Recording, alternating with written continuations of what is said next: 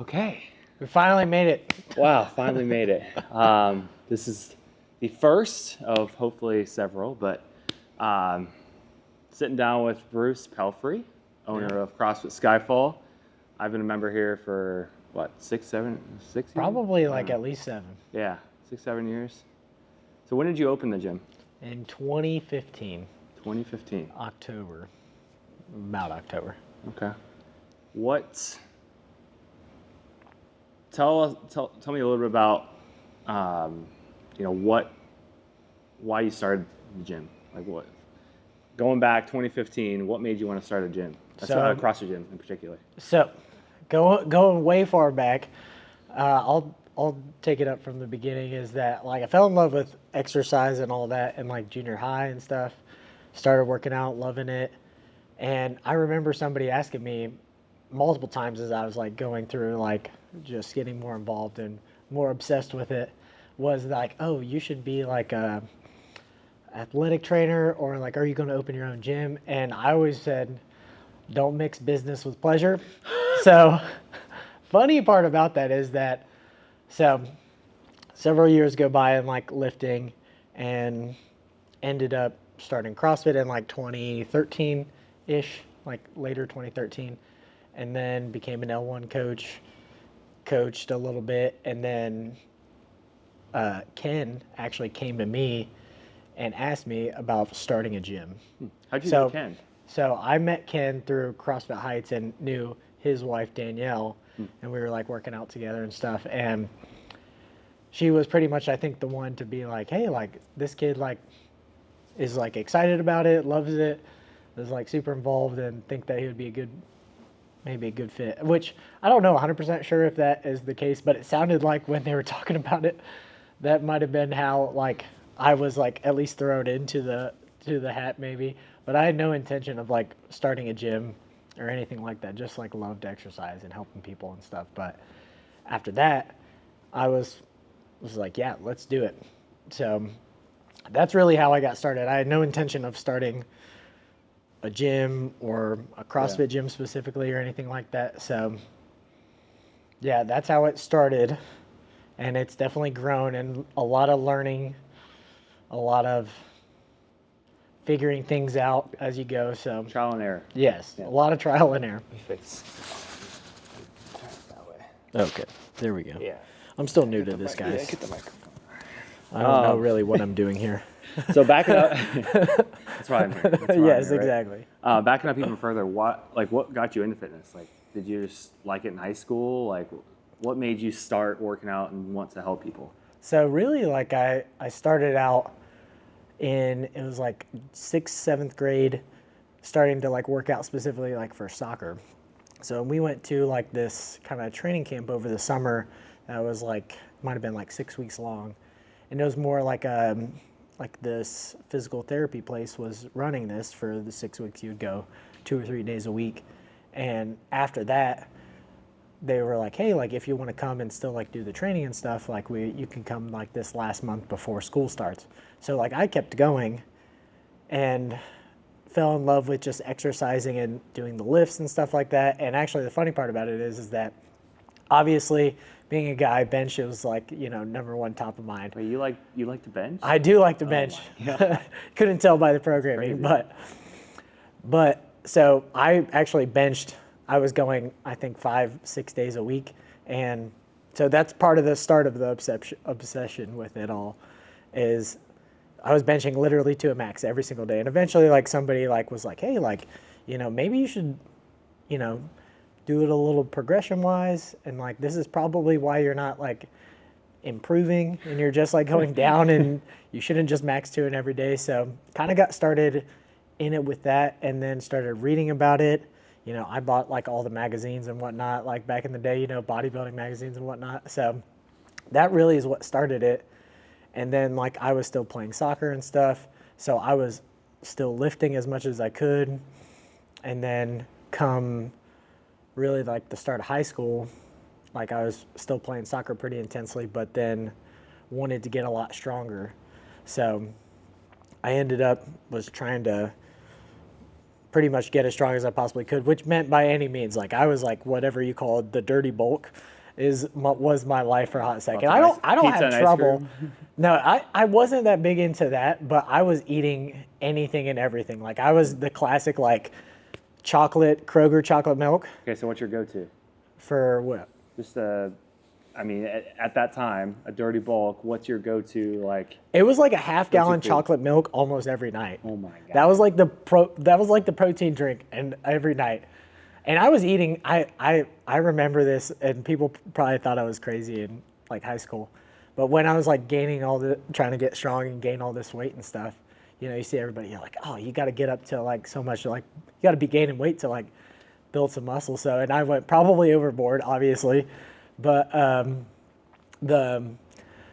probably the craziest that I did, I was wake up, eat 6 eggs, like 4 or 6 pieces of toast, and then about like probably an hour and a half later, I'd have like a PB&J and a protein shake. An hour and a half later from that, I would have lunch. And an hour and a half later from that, I would have another PB&J and protein shake. Then I would like go work out. And then I would have like whatever dinner that like we were, like my mom and all that were making and stuff. And then I would have like a half gallon of chocolate milk. So I don't even know how many calories that is, but it was a lot. And once again, realize like I'm only 5'6", like on a good day. So, and I can put on weight just fine. So it was not the prettiest bulk in the world, but it definitely got me strong, like and a lot stronger. And that's where I really kind of became obsessed with it, because I was still playing, like, and I went to a small school, much smaller than you did. So I played soccer, basketball. I know, basketball 5'6". I wasn't that good. Set up for failure. Yeah, I was set up for failure. So playing, you know, freshman ball and JV a little bit, and then played baseball as well. And really, like, during those first 2 years of high school was where I kind of like fell in love with lifting. But during baseball was where I really like fell in love with like squatting and all the different like variations of it. Because all what I could really do is like, because my elbow was kind of bothering me during baseball, and I'm sure you kind of had this throughout your baseball seasons where like, man, my elbow hurts, and I was pitched a little bit. So like my elbow like just like didn't feel great. So like I didn't do any upper body stuff. Oh, that's gonna hurt your benching numbers. It definitely did. I definitely lowered them a little bit. But I remember doing squats and like all like leg extension, leg curls, deadlifts. I would do banded squats, and I mean, thank God for my parents. Like that, they probably were like, "What is this kid doing in the basement?" I would set up all crazy stuff. I'm pretty sure I dropped like 315 off my back onto the concrete floor, and I'm sure their basement is totally like jacked up. I've seen some, and you can tell like where I've dropped plenty of weight there. But that's really where I got obsessed with it, was like kind of probably more during that time, because after 2 years, I quit all soccer, basketball, baseball. It's not like I was really going anywhere with it, so I was just doing it to have fun and stuff. But after that, I quit literally because I wanted to play football, because I knew they lifted. So that was the only reason why I really switched. He's all about the gains. 100%. I was mainly about lifting. So what led you to want to help people, and like, you know, there's a workout for yourself element and get strong, get big, but like what made you want to help people and open a gym, do personal training, do that kind of stuff? So really, so during like kind of building on like that story a little bit is like I kind of started and found kind of powerlifting, and there was an older gentleman there that his name was Mike Wall, and there was a group of younger guys, like all of us kind of in high school, like just lifting, trying to get strong and stuff like that. And he kind of like took us under his wing a little bit and helped us out and corrected technique and stuff like that. So I had a really good like kind of mentor. He was really, I would say, one of the main mentors, and people now, like I still like think of him as like just like another father figure in like lifting specifically. So, but it's one of those where having somebody there to kind of help you and see that, where it's like, oh, like I'm improving from what he said, be like, and then I can give that to other people. And then in the midst of that, like people were asking me questions, and I think naturally just enjoy talking to people and like being around people, and that is definitely like kind of brings me some energy and stuff. So that I think kind of just naturally led into me helping others, starting to kind of program a little bit for people to get stronger specifically. So that kind of is started to lead into that a little bit. And then really after that, I ended up getting injured, like my low back. So like powerlifting, and it was like, hey, like I'm not feeling, I just wasn't able to like lift it like the way that I wanted to then. So I was like, I need to maybe lose some weight, like do something a little different.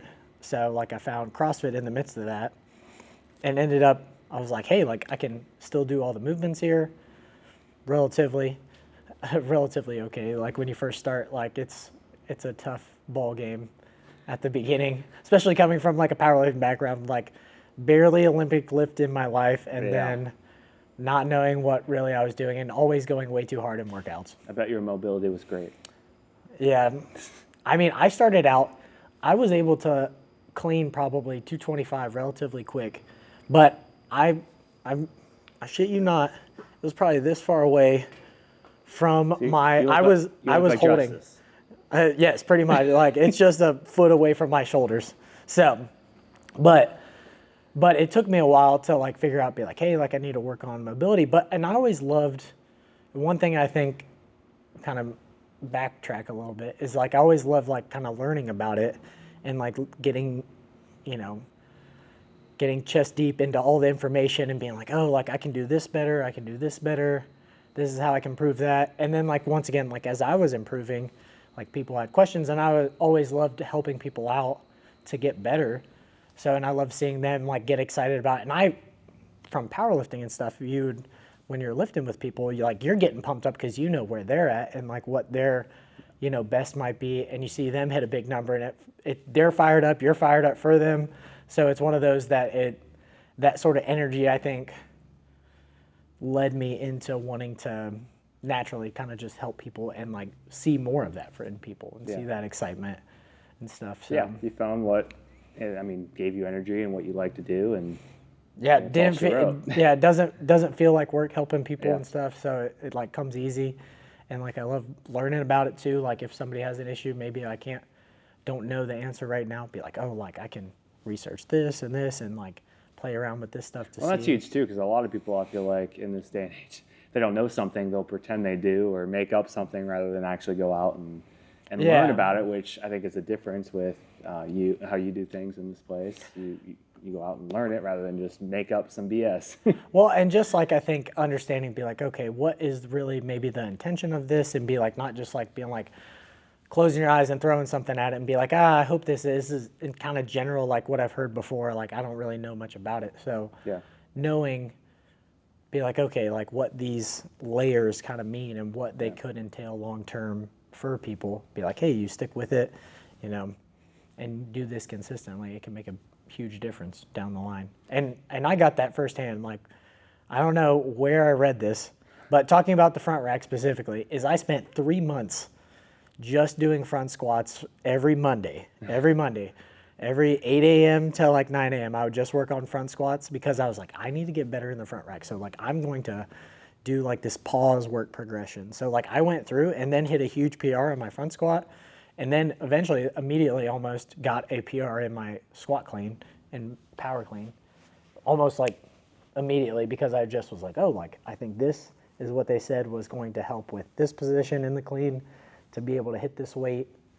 So doing that, I was like, if I keep this up, eventually like I'm going to be able to hit this weight or be in the right position at the right time for this movement. So that's what, it's kind of side note, but I feel like CrossFit is not really changed, but it's expanded. But back then, 2014, 2015, you had a lot of people that like, they were like that, to where if they didn't know how to do something like a skill, they would just they would get better and better and better at it. And that was the beauty of CrossFit. Like you would never improve your wrist and front rack mobility if it wasn't for CrossFit and doing those movements. Yeah, 100%. Yeah, I would just probably kept on benching. Yeah, and today it's expanded. I mean, there's so many people that do CrossFit, and I think everybody wants to get better, but they don't necessarily spend the extra time. And some do, but they don't, stay after class and do bar muscle ups or muscle ups very much. And I think that comes with like improving. And this is like kind of kind of going still on like a side note a little bit, is like as you progress, like in your younger, you might be a little bit more on like, be like, I want to push it and be the absolute best athlete or best athleticism that I can be. And then as you get older, maybe wiser, and like just have a family, have a life, like have more responsibilities. Yeah, right. That's the real thing, is like as you get older, be like, there's all these other things that kind of come and have to come if you want a semi-balanced life besides just, you know, like exercise being your whole entire life, which, you know, it's only the 0.001% that really can be. So, and that is a lot of older people that do CrossFit. Yeah, 100%. So like your priorities have to change and be like, my movement quality needs to be better. My workout selection maybe needs to be different, where I shouldn't be doing like ring muscle ups twice a week and super high volume, and then doing handstand push-ups and Olympic lifting and all the power lifts, and then adding all the volume to be great at those things. Like, so you kind of have to prioritize that, because like, once again, like other things like have to take precedence to, if you have other goals in life besides just doing that. Once again, if that's your goal, like then I have no problem with that. Be like, go for it. You just know that that will be a grind. But I think that once again, it kind of changes based on where you're at in life and stuff like that. So, and those were the days, like. I mean, it was simple. There wasn't a lot of complexity to life or anything. It was just like, hey, like I get like 3 hours in the gym and be like, I can work out as long as I want. I mean, I started CrossFit and we started doing gymnastics movements and ring muscle ups and handstand walks, and I mean, we did those every day, like just for fun, just to play around. And then, you know, I went and joined the gymnastics team just to, you know, progress that even more. So I mean, it was definitely hooked on getting better at the things I was bad at. But okay, so October 2015, you and Ken have decided you're starting CrossFit Skyfall. So we actually decided, I think, in like June. June, okay. So June decided you're starting CrossFit Skyfall. Where'd you start? Like in like our like figuring out what we were going to do? Like, well, I mean, there's a bunch of different elements in starting a business. Where's step one? What did you do first? Look for space? I think really our first step was probably, we knew we wanted to be a gym, like a CrossFit gym specifically. Pause that, we got a call. But we knew we wanted to be a CrossFit gym. So we were kind of starting that process of like initially getting our LLC. So we did all that. And then. And did you have any experience with that? Did you work? I had absolutely zero experience. I also didn't tell anybody or go ask anybody any questions. So I mean, there was that in it as well. And so think about, like, I was like just turned 22, like leading into that year. So I was 22, 23, I don't know, whatever that age is around there. But so I think I was like 12. You were 12? I was almost 12. No, I wasn't that interested in starting anything then. And really, like, it's a blessing and a curse like that. You don't ask a bunch of people because you don't know.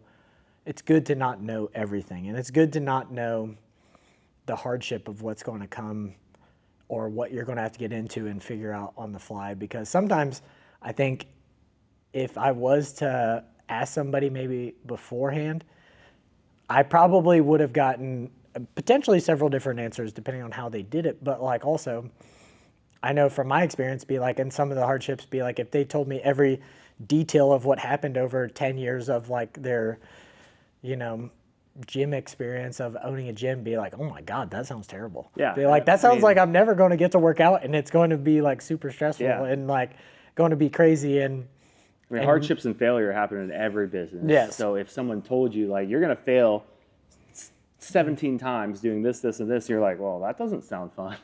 But not knowing that, you guys were just willing kind of truck through. Yeah, you were willing to truck through, step out, and do it, and then embrace those things when they came. So yeah, so we started the LLC, and then really after that, I think we went into trying to find a name, which was plenty hard because CrossFit really was at its like peak affiliates during the time. So we're like figuring out. CrossFit Springboro is too boring. You know? Yeah, we were like, we don't want to do like just the basic one or like the.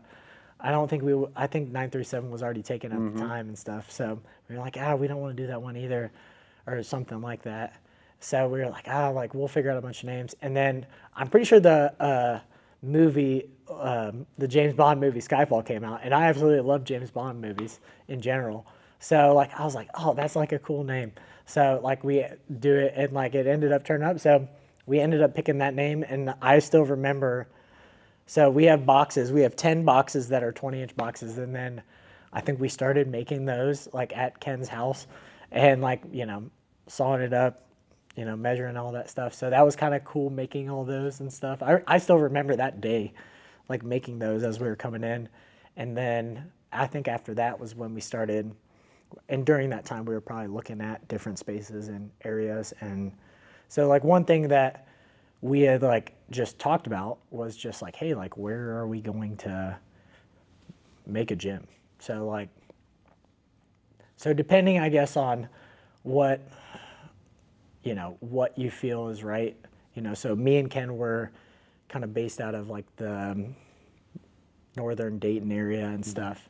And we were like, hey, like we have some good connections like there and stuff like that. We could have very easily like made just a gym right there. But we decided we were like, hey, like we don't want to step on anybody's toes. Yeah, you want an area that's not super populated with that, and like, there's already a few CrossFit gyms in the area and stuff like that. So like we were kind of looking around the Dayton area, and like we saw like Springboro didn't have a gym at the time. So we were like, that's kind of out of anybody else's kind of space a little south of town. Demographics are good. Well, we had no idea. We didn't even look at that. So we were just we were just literally looking at, be like, okay, where are all the other gyms? And like, where is there really like maybe a space for like a gym that doesn't have another gym right in the area and stuff. So, but ended up, we actually walked into the space next door to ours, and we were like, oh man, this is rough. And we were like, which in looking back at it, we probably should have taken that space initially, but we saw this space and it looked a little nicer and a little less to put into it and stuff. So we were like, oh, like this space is perfect. But it had a big front area that was like kind of your walk-in and like front desk and all that stuff. And then it had like a little kitchenette, which was used a lot. And then it had like a little office space like Sounds in like the you bathroom. missed that kitchenette. It was nice. But I mean, we would spend, and we can talk about that later about some of the early days and stuff. But like the backspace was about 1,500 square feet like that. We're like, oh, it's like this will be the gym space, and really like we had no idea about like, we never thought, like, at least initially, we didn't even think forward enough to be like, oh, like how are we going to expand all this or make it if we you weren't thinking about you weren't we weren't a 5-10 year plan. You were correct. Thinking, how do we start this? And this is where like thinking back is like, we didn't ask anybody. We just like we're like, oh, like we love it. We'll make the gym and people will come to it. Like, so obviously it's like, it's going to work. Yeah, but you guys were kind of go-getters. You weren't like, oh, let's find every reason not to. You were just like, how can we make this work? Like that was your mentality, and that's important. I think I would say it's still that mentality to be like, all right, what's the problem? Be like, let's figure out a solution to it all. Yeah. So how did you start to get members? So initially we did like a little like kind of open house and stuff like that. So we tried to like just bring in people like. And you probably had hundreds of people show up to the open house. Obviously, there was hundreds of thousands of people. Wow. I don't even know how this space held that, but no, we actually had about, I think maybe it was like 40 or that's pretty solid. To 45. Now remember, 40 or 45. You got to think that me and Ken and Danielle, all of our family members came as well. So that takes up about, I don't know, 20 to 25 of those people, maybe 30. And then we had several people from like our old gyms come as well. So there's like, say 10 or so people. Like, and I worked at the Y still at that point, like starting the gym. So we probably really had 30 to 35 people that came. Really, I would say we only had maybe like 4 or 5 people that ended up coming and like maybe signing up like from that from initial. The open house. Well, people at the Y, were you telling people at the Y that you were starting a gym? Like, I'm just curious how that conversation went. No, so that was at the Y in Huber Heights. Right. So like I had like started their X Fit class and stuff like that. Okay. So I was doing I was in the underground but like it was just like a class that they wanted to offer, and I was like, oh, Yeah. this sounds like so much fun. Right. And like it was another way to kind of help people, and like, you know, I could do personal training at the Y, Yep. which I did that for a little bit, and then also do that class, which I, you know, just got paid hourly for and stuff. So the open house brought in a couple members. Yeah. So where did you go from there? Did you, what were some of your other marketing methods? So like right from the gate, after like a month, maybe a month and a half, me and Ken like read some article, and we're like, they suggested that we should have just been like wherever we started, like at the Huber Heights Y, like, and we should have just stayed in our area, just because they know that you're like, hey, like you can bring in for sure the amount of money to at least pay for like all of the stuff that you need monthly. And we were like, oh shit, like we do not have enough people paying right now to make rent and everything else, the bills that came through. So, but like thankfully, like we had like 3 months to kind of figure it out, because they gave us 3 months up front, but also not knowing, be like, hey, like you're going to pay that in the back end. Like you're paying those 3 months eventually. They're just giving it to you to like help you out a little bit at the beginning. But thankfully they did. And so during that time, we're like, oh crap, we need to do something. And Ken at the time knew a lot of like kind of bigger athletes and stuff. And they were running like I think it was like a 6-week challenge. I don't remember what the company was called, but they like did all the marketing and stuff like that and brought in the people. So we just had to sell them on it, which that also, when thinking back to it now, is like, I had no idea how to sell or talk to people. Like I would say in selling something. You knew how to talk to people. But I knew how to talk to people. Influence people in a sales kind of way. Yeah, so it's very different. And like they didn't do any training. They were just like, hey, we're going to do this. Here's what we suggest to do. Here's how to set it up.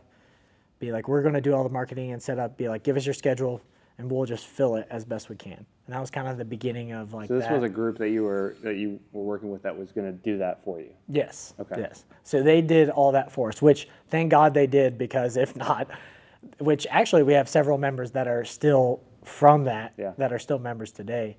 So what did they do? I mean, what was most impactful for getting members? Like, what do you know what they did on the back end to bring people in? I don't know everything that they did, which is completely fine, because they did a great job.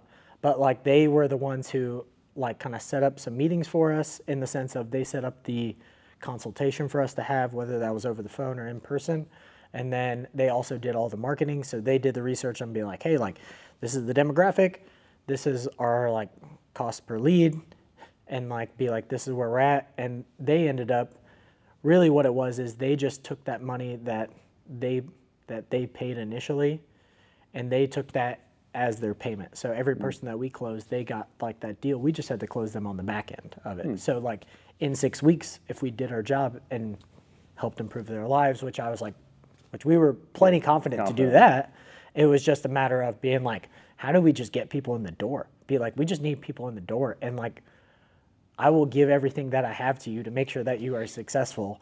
So we were the ones like providing the service, but they helped us in the sense of getting that and being able to give people that service. So and the 6-week challenge that's been a staple in your business. We've done throughout that today even. Yeah, we've done throughout that like different reiterations of that. I would say like the biggest thing with that is understanding that, be like, as you grow, you need to finesse it around like what you want to do and how you work. So we haven't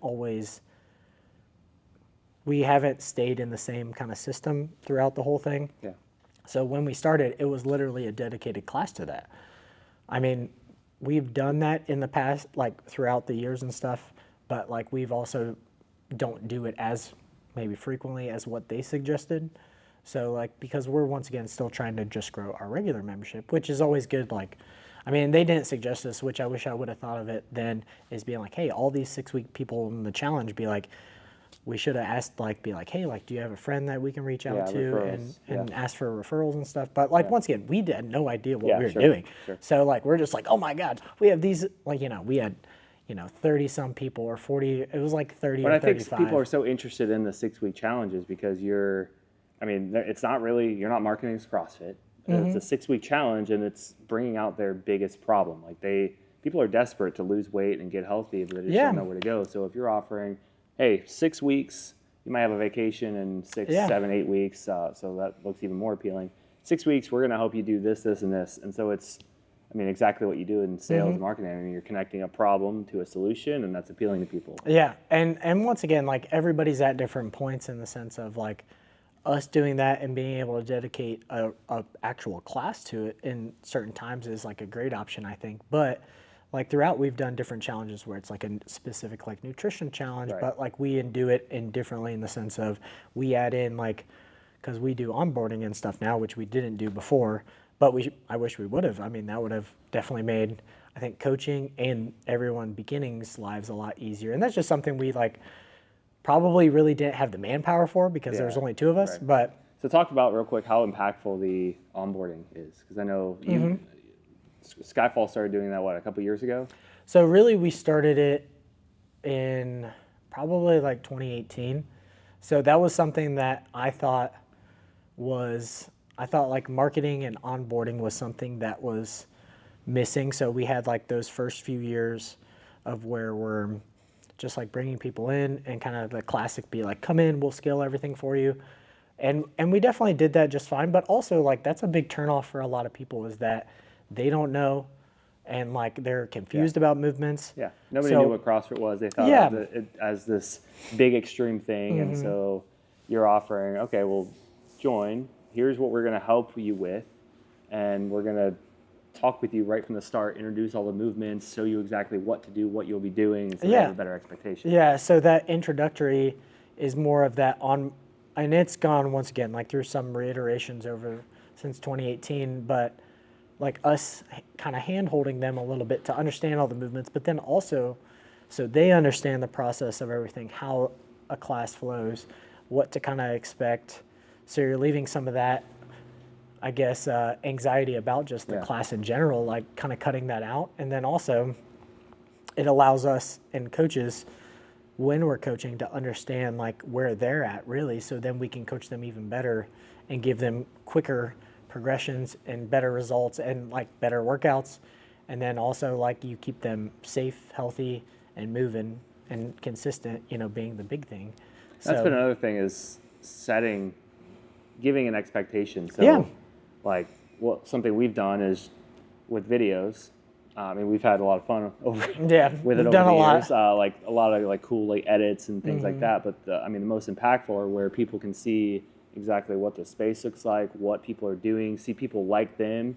If you're an Yeah. elderly mom, they'll if they see them in a video, 100%. they want They to can come and relate. be like them. Yeah, and so I think that's a big thing that we've done and has helped get more people in the door. 100%. And I think seeing that people see those stories and like once again trying to, let people know that they're not the only ones in their boat of like being like, man, like Yeah, I they're have not this alone. issue and like I don't know where to go or I don't know what to do, and be like, people have been in that same space. Like a lot of people think that maybe they're like the one off of something. In reality, you're not. Yeah. And like me included with that. So like, I mean, be you can like, confidently say we've helped people just like you. I mean, we've made Yes. these kind of differences, and 100%. that's huge.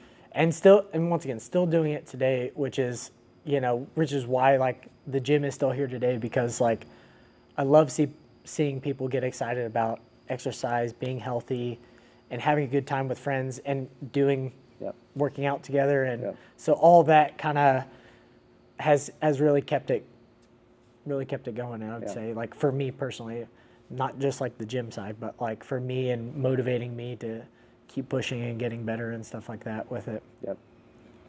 So it's come a long way since then. Yes. We've been Yeah. through many, many changes, and Yeah. ownership changes, space changes. I mean, we're now triple the size you were. Well, no, more than that probably, right? Yeah, so the original gym floor was 1,500, and I think we're at like about like 7,500. Okay. So huge difference. You've Yeah. brought in all this equipment. You actually have money to invest in things like that. Yeah. You're probably needing more today, just more equipment. 'Cause Yeah, there's people- definitely stuff like always, and that's a balancing act a little bit, because you're like, do we truly need this, or so financially, like understanding, like being like, hey, like, is this an actual like 100% need, or is it just like a want that like Yeah. we can plan this out a little better and make, you know, just like if you're saving money or something like that, be like, okay, like what are we doing to make sure that we are going to need this and when do we need it by?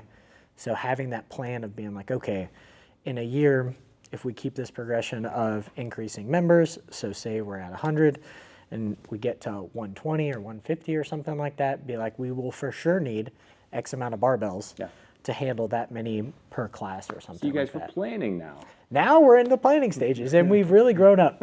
Yeah. So now, I mean, a couple hundred members.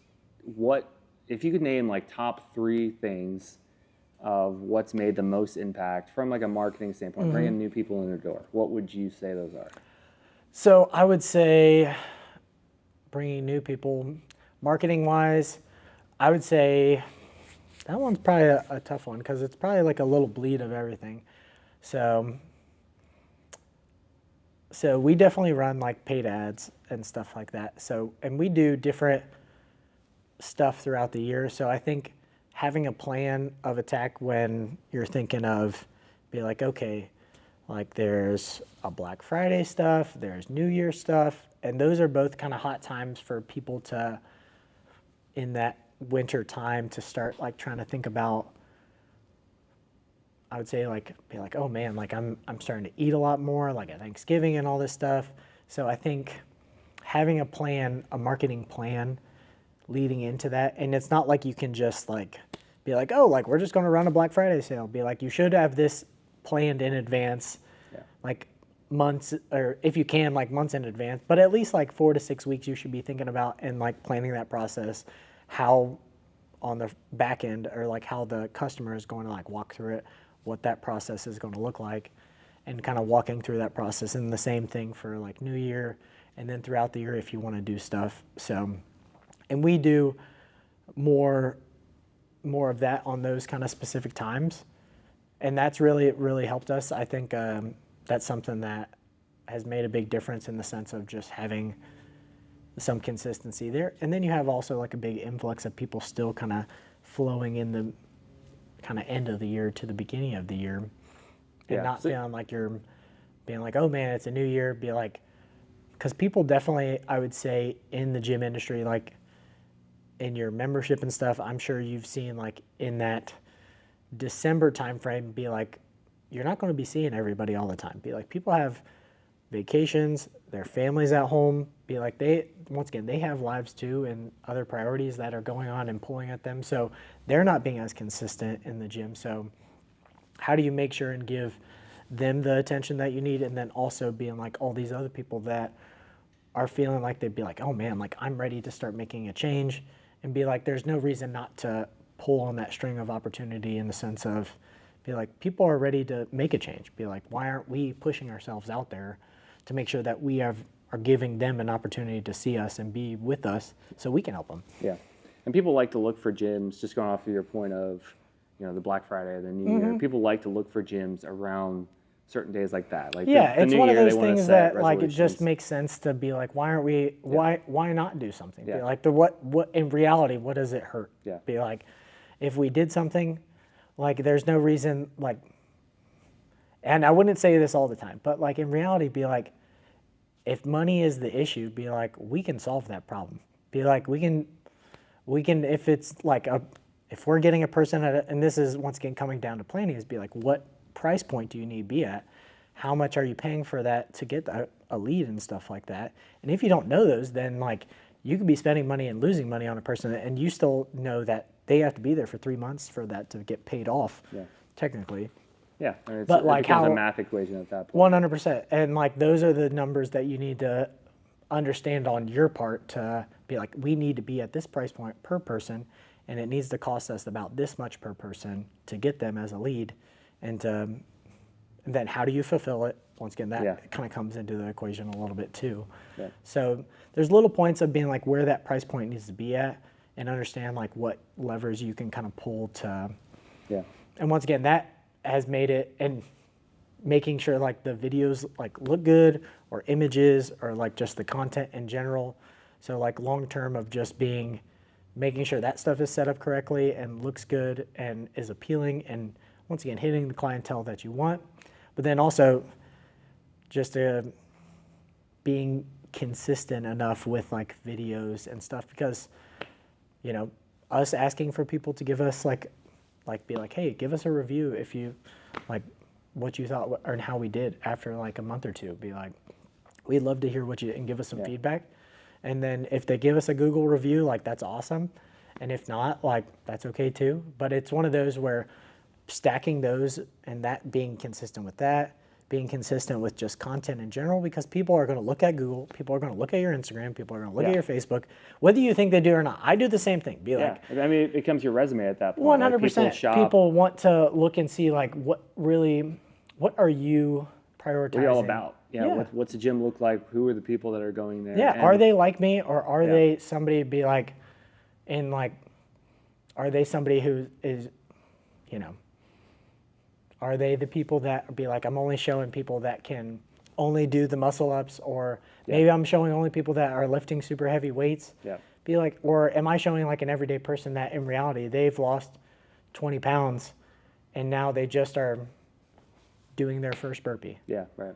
And like getting off pain medicine or getting off like, you know, like blood pressure medicine. That stuff I think is what also like kind of fires me up a little bit, in the sense of like just getting excited for people, because that person who couldn't move off the couch, or that person who is struggling like just moving every day and having this pain of just being like, man, my back hurts every day, or my shoulders, and I'm getting a headache every day, and I'm gaining this weight over time, and be like, and they start to reverse that, be like, their confidence goes up, like their whole entire life is changed from that. And you've had several stories like that here. Yes, 100%.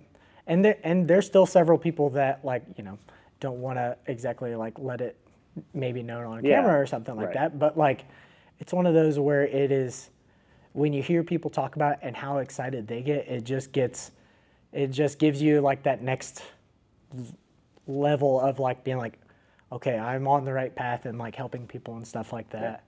So you mentioned consistency, and that's I mean, that's one of the biggest in everything, in life and business. Yes, but, all of it. The organic content. So you know, we've been making videos and content for years and years. Yeah. But the organic content, this is the thing, I feel like most people are making videos to use that, like posting organically to try to get people that way, and that's not necessarily what it is. Your Instagram essentially becomes, like I said earlier, your resume. More of a resume, yeah. To where if someone's shopping, they're going to probably do a Google search. They're going to find CrossFit Skyfall. They might go on Instagram and see, okay, what does the gym look like? They don't care. I mean, there's gyms with less followers that are more successful. There's 100%. gyms with more followers that are less successful. And so where the difference, you know, has been for here is the paid ads and running. I think that's been like a consistent flow or a lever once again that we can pull on. So it's not something that I think is ever like made or break or anything, but it's one of those things that's be like, hey, like you're reaching new audiences. If you can help more people, be like, why aren't we trying? Like, why aren't we trying to help improve more people? Yeah. Because once again, like that is really like the goal is to be able to help more people and help them in their life. And ads just let you get out of, you know, you're not reaching followers necessarily at that point. 100%. You're reaching beyond that and getting people who don't know of you. And but at the same time, this is the other element, you've got multiple different avenues. So you've got the paid ads, people coming in that way. You've got, you know, organic, but also members here that are referrals and stuff. Yeah, there's a ton of different levers to pull. And you mentioned reviews too. So you don't want to go like have a checklist written down like, okay, after we get a new member, we have to ask them to you want it to be automatic, and that's where the systems that we've set up come into play, the automations, to where when you have a new member, they already know what the onboarding schedule plan is. They get messages about, you know, hey, can you please leave us a review? Do you know anybody else that might be interested? If you've got ads coming in, you don't have to message them all individually. Yeah, they've got automation set up to where, and that makes as an owner, or like if you're an employee of somebody, be like, it makes your life easier, because once again, it's taking one extra step out of it. And then, so one other thing that just in organic leads or like paid leads and stuff, a lot of people, I've been told this multiple times, like, because we just have an automatic text message that goes out like almost instantly, like not exactly instantly, but pretty close to it. And it's one of those where it does make a difference to have, people have told me, be like, oh my gosh, you were so quick to give me a call or a text or something like that. Be like, I wasn't expecting anything for a day. But like in reality, if somebody is like in like a pain point, or like if they're at a point where they're ready to change, be like, we need to be ready for them as well. Be like, we need to have the systems in place to make sure that it's not something that, because there's plenty of people that are like, oh, like I'm going to do it. I finally press send and like be like, I put my name, for them to find out more information about it. So like, if they're like already on the boat, off the boat a little bit, they're kind of undecided about stuff, be like, it's easy for them to, go down the rabbit hole of like overthinking it and being like, man, maybe it isn't the right time. Yeah. Maybe I don't have enough time. Like I can't make the commitment to coming 2 or 3 days a week or something like that. So like if you're getting them while they're at a point where they're ready to make that change, it makes your life as like an owner and selling and bringing people in to help them change their lives that much easier, because they're ready to make that change. So And on being the flip quick side, and efficient. On the flip side, if they're not ready, or maybe they're shopping around, they don't end up doing anything, you've got their information to where we can set up automations to where months down the road we can check in. We can provide educational content, different resources. 100%. You can do like an email marketing campaign to them if you wanted exactly. to, or you could do like, once again, like maybe every 6 months you kind of check in back with them, be like, hey, how are things going? Is there anything I can help with? Be like, and that's something easy to put in, like to separate them out, to be able to still have that and be like, because once again, they might have tried, maybe they tried the Y, maybe they tried Planet Fitness right down the road. So like maybe they were at another CrossFit gym. Maybe they're at another CrossFit gym, but it doesn't mean that that is going to be for forever for them. So like, and that could be what maybe they needed in that time. It's all about timing. Yeah, 100%. And connecting to their goals. I mean, one of the most important things, like when I talk to gym owners, it's different funnels, different avenues of getting members. You can't rely on just one, and that's easy. As a just starting out, I'm sure you were focusing on one avenue of getting members, whether it be going out, handing out flyers, or sending out messages. We did do flyers for a little bit. I would not say that was the best option of our time and our money. So it did not seem to work out too well. But like there's like the paid marketing, there's referrals, like all those things like will help build that. And then you can also, try to couple with businesses and stuff like that. So do more business to business stuff. In today's world, with the resources that we have and the things I'm helping you guys with, I mean, you have a referral, so you're asking current members, giving maybe promotions or different things there. So that's an avenue. You've got your paid ads that just say, hey, here's who we are, here's who we help. Fill out this form or come in and see us. You've got the big one is like freebies. Like if you and that doesn't necessarily have to mean free, but like if you're offering some sort of promotion, or some sort of guide on how to get better at front squats, with your case about the wrist mobility, like that's just a way for them to get interested. They're in your network now, and now they're sky's the limit with what you can do with that information. 100%. That's the biggest thing. Yeah, just getting somebody who's semi-interested, because you might have different, or like, we have nutrition. We also have Steven over there. Be like, there's other ways to help people than just them being in the gym for one. So like, people might not always want or be able to come into the gym and use the gym, but like if they need nutrition, if they need maybe some chiropractor or like PT style stuff, we can help bridge that gap for people. And all that stuff, once again, the goal is to be able to help as many people as you can, whether that's through the gym or being able to kind of reach out to other people to have them be able to help them. If we can connect the dots for them, be like, we're still in our goal and what we're trying to accomplish. Yep. Nice. So we're about out of time. 30 seconds. 30 seconds.